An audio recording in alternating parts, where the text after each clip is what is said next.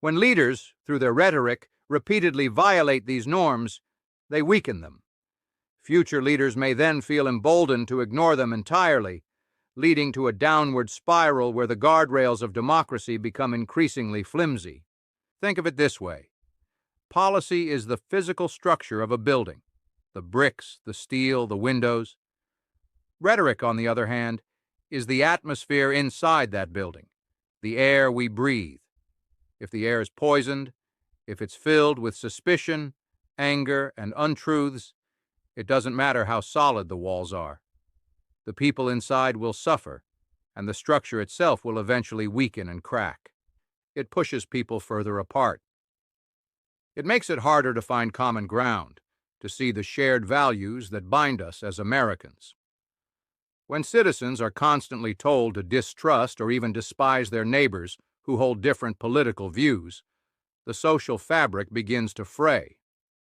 It fosters an us versus them mentality that is antithetical to a unified nation. For a democracy to function, citizens need to operate from a broadly shared understanding of facts. When rhetoric dismisses inconvenient truths as fake news or promotes baseless conspiracy theories, it creates separate realities. If people can't agree on what is true, then how can they possibly have a productive debate about what to do? This is perhaps one of the most dangerous aspects, because it makes informed decision-making by the public almost impossible. Words have consequences. Inflammatory rhetoric, even if not explicitly calling for violence or undemocratic acts, can create an environment where such actions become more thinkable or even justifiable to some. It can also lead to a sense of apathy or cynicism, where citizens feel that their participation doesn't matter, which is equally damaging to democracy.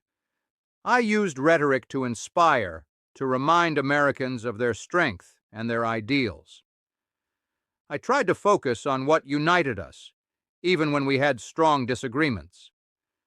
Because ultimately, the spirit of democracy is a fragile thing, built on good faith, mutual respect, and a shared commitment to the principles of liberty and self-governance. When rhetoric erodes those foundations, it's a danger we must all recognize and confront, because the very soul of our nation is at stake.